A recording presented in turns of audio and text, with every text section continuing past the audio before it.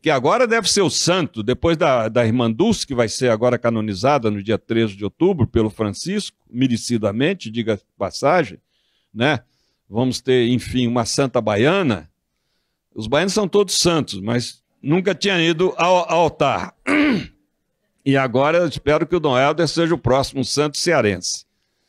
Mas vamos ao sínodo, que incomoda tanto este governo.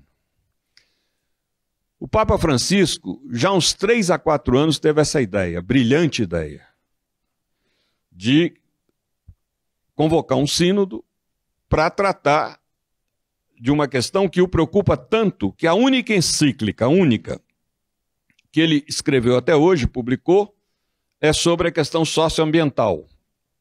A louvado seja, em latim, Laudato Si, que eu recomendo que vocês leiam. Porque o Edgar Morin, que é ateu, disse: em toda a história da ecologia não há documento mais importante do que a encíclica Laudato Si do Papa Francisco. E ele explicou por quê. Porque todos os documentos falam da devastação ambiental, as consequências. Nenhum deles aponta as causas, exceto o Papa Francisco.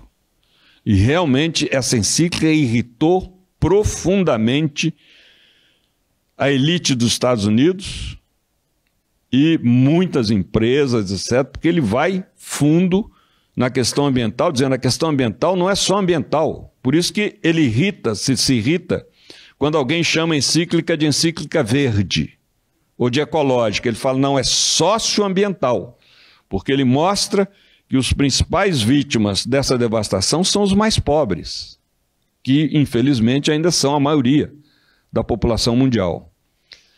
Então ele convocou por quê? Primeiro, pela originalidade dos povos amazônicos. Ali vivem 3 milhões de pessoas. A Amazônia envolve 9 países. 60% da Amazônia está no Brasil, mas a Amazônia é Brasil, Venezuela, Colômbia, Peru, Equador, Bolívia, Guiana Francesa e Suriname. São 9 países. Ora, essa população indígena, tem quase 1 milhão de indígenas no conjunto dos 9 países. No Brasil são menos. O Brasil deve ter uns 700 mil desse 1 milhão. Fala 340 distintos idiomas. Isso é de uma riqueza antropológica. Além dos índios isolados, como um que aparece na televisão de vez em quando, porque foi filmado pela a FUNAI, né, pelos agentes da FUNAI, e que ele é completamente deslocado de qualquer companhia. Então se supõe que ele é o último indivíduo da sua tradição, da sua etnia. E que morrendo ele, morre o idioma que ele fala. Ele tem uma coisa curiosa, quando ele se desloca o tempo todo, e sempre evitando qualquer contato mesmo com outros indígenas. Mas onde ele para, ele monta uma cabana e faz um buraco de 2 metros. Nenhum antropólogo até hoje consegue explicar por que o buraco tem 2 metros. Mas é sempre o buraco no meio da cabana, 2 metros de profundidade. Porque você fala, não, para guardar os pertences ou para fazer as necessidades fisiológicas, não precisa ter 2 metros. Mas o buraco lá é 2 metros.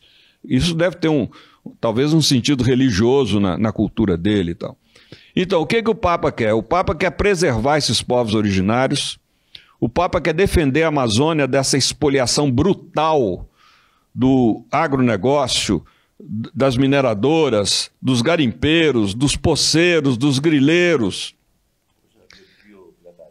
a biopirataria, e preservar essa floresta que é única no planeta. É única, porque a diversidade que tem na Amazônia não tem em nenhum outro ponto da Terra. Dizem que por cada hectare tem mais de 3.000 espécies de vegetais, animais, a quantidade enorme de insetos, inclusive muitos não catalogados. É uma coisa impressionante aquilo. Eu fico meio descontente com alguns amigos que falam para mim, vou levar meus filhos para conhecer a Disneylândia. Cara, você vai para a Disneylândia e nunca foi à Amazônia, ao Pantanal Mato-Grossense, a Chapada dos Veadeiros, a Chapada Diamantina. Cara, descubra o Brasil. Isso é um país de uma riqueza ambiental, ecológica, de culturas, de etnias, que a gente não tem ideia. Então a gente deve incentivar as famílias, levem os seus filhos, crianças e adolescentes, não para a Disneylândia, para estimular neles o consumismo, né? Isso é tudo propaganda. Levem para a Amazônia, levem para esses lugares que eu acabo de citar. Pois bem, o sínodo provoca muita irritação, porque vai mexer com alguns pontos da tradição da igreja. O principal deles é a questão de celibato. Explico. Leia um dia o relato de um dos primeiros espanhóis que percorreu toda a América Latina, da Flórida até o Paraguai. Ele chama-se Cabeça de Vaca. Na antiguidade, as pessoas não tinham sobrenome. Santo Tomás de Aquino é porque ele nasceu na cidade de Aquino. Francisco de Assis, porque nasceu na cidade de Assis. Era a origem. E o Cabeça de Vaca devia ser de uma família de boiadeiros na Espanha. Certamente, né? Por isso que ele tinha esse nome. Tinha um primeiro nome que eu não me lembro agora. E o Cabeça de Vaca faz um relato da viagem dele, é fantástico. Isso aqui tem... Aqui no Brasil até em rodoviária você compra o relato do Cabeça de Vaca. E tem na internet também. E lá pelas tantas, ele descreve uma coisa curiosa, que ele chegou no México, foi abrigado lá por uma tribo indígena, e achou curioso, para ele foi um impacto, porque o preconceito à homossexualidade já havia na Europa nessa época.